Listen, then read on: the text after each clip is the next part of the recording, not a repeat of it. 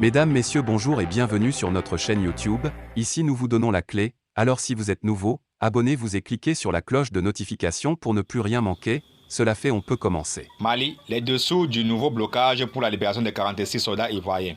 Des nouvelles parvenant de Bamako au Mali font état d'une libération prochaine des 46 soldats ivoiriens détenus au Mali, mais des blocages subsistent.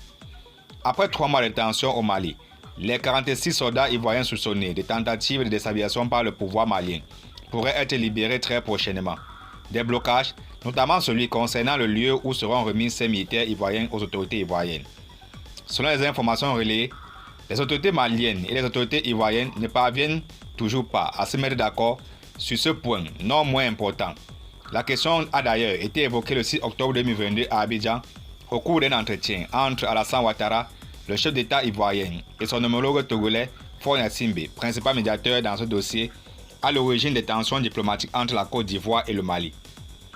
C'est la première fois que les deux chefs d'État, qui discutaient jusqu'ici par téléphone, évoquaient directement ce dossier.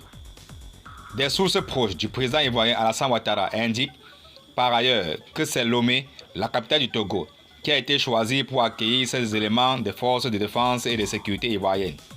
Comme ce fut d'ailleurs le cas pour les 3 soldats membres du contingent arrêtés à leur descente d'avion début septembre. Ce nouveau revirement constaté dans cette affaire est sans doute le fruit de la dernière mission de haut niveau dépêchée au Mali par la Communauté économique des États de l'Afrique de l'Ouest CEDEAO.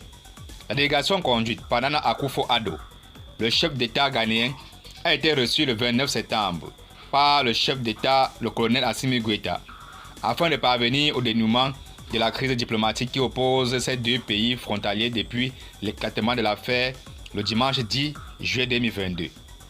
Si aucun communiqué n'a sanctionné cette rencontre au sommet, cela ne veut pas dire que c'est un échec, a confié un membre de la délégation sous couvert d'anonymat. Et donc, les propos ont été repris par Jeune Afrique.